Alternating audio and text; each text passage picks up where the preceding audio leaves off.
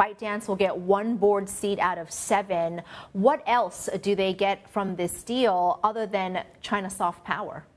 I think for the corporate, ByteDance is very much, ready to let the TikTok US part go. This is not going to affect ByteDance's, global operations in elsewhere, from Brazil to Singapore, whatever. For China, the narrative is now changing, right? A year ago, if you ask the Chinese government, you can see there was a very firm answer. No, we're not going to do this, right? Now the narrative is changing to, we can license the algorithm. We can do it a mutually respectful way, and you need to also comply with Chinese laws in terms of how the technology can be exported. So in a way, as you say, this is also a moment that China, at least for the domestic audience, they want to send a message to say, 10 years ago, it's unbelievable that American will, ask China, for something like in the tech space. And now because TikTok works so well, and the table is turned around and say, I want it. Can you, get the algorithm which was made in China? So I think this is good for the national pride, as Chinese government try to tell the story, explain why, the Chinese government agrees to sell TikTok eventually. But it is still so delicate because in the language that China did elaborate to say that it would be in line with requirements of Chinese law, but right. In the English statement, it only said applicable laws. That's right. You can see, there are still a lot of, different interpretations, almost like, it reminded me when Nixon, signed the Shanghai Communique, there are different versions even in terms of translations. Yeah, so we're looking at Chinese tech now, and it brings me to the H-1B visa, a $100,000 annual fee, sparking concerns among Indian tech workers and IT service companies in the United States. Well, what will that mean for you? But interestingly enough, call it timing, China has the K visa, which goes into effect on October the 1st. That's right. It does put the two countries in very sharp comparison. And even before the H-1B news came out, over the past few months, we already saw a series of very senior, very important experts who used to work for big companies like Intel and Google, coming back to China for various reasons. And some of them are already naturalized American citizens. Now they choose to either teach at Tsinghua University or work for other Chinese companies. I think politics is certainly one aspect to look into in terms of the immigration policy.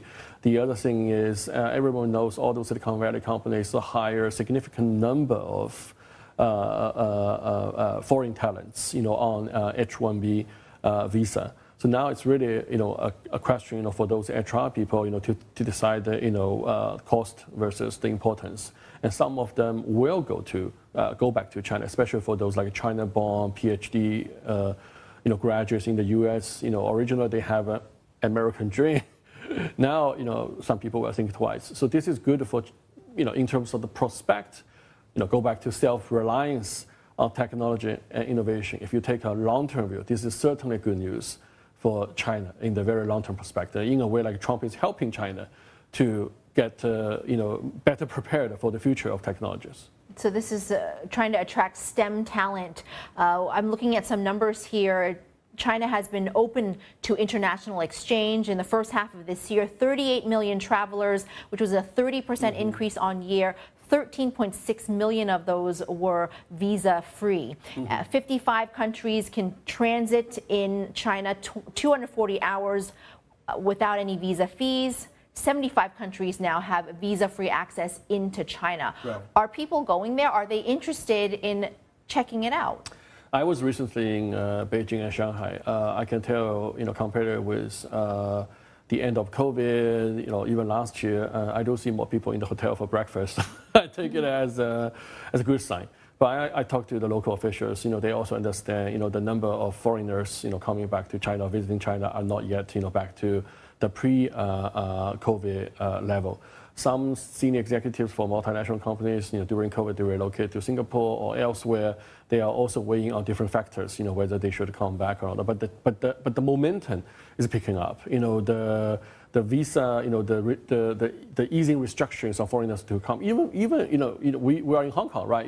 There's also a new policy for foreigners who have the HKID to go to Shenzhen, over the weekend. You can apply for the permit, very easily. So I think China is definitely opening up. Back to your point, from H1B and other issues, U.S. is kind of closing, the doors, for various reasons. We're also watching NVIDIA getting caught between a rock and a hard place when it comes to China and the United States. Of course, there is the export controls and also China's effort to curb access to NVIDIA chips. Right. How do you see this? I think, unfortunately, NVIDIA is now in the crosshair of the U.S.-China, tensions. But given the Trump and Xi call on Friday, I think things could improve a little bit, at least in terms of sentiment, for NVIDIA case. Yes, China now, ruled, NVIDIA, in the anti-trust cases. But we also saw many previous cases, those cases could be resolved more peacefully, right? Most recently, Google was actually under the antitrust investigation for its Android system in China for a while. And then the Chinese market regulator suddenly decided to suspend the case. Very well timed, around the time, when Trump and Xi jumped on the call, right? So the Chinese side tried to send some signals to the counterpart. I think they still want American chips. China is not yet there to like 100%, rely on the self-developed, chips. But they want to make the rule clear. I'm the buyer, so I have my rule. It's not like you can just dump whatever you wanted me to buy and on your terms at the price you set, right? The other thing is everybody expects Jensen is going to upgrade the chips to develop something called the B30 or B30A for Chinese market. This is like when people know iPhone 17 is coming. And then you will hold a little bit and say, wait a minute. So I think this is part of the tactics for negotiation. China wants to get something better and then use H20 and the antitrust as sort of playing the card to negotiate with the U.S. side.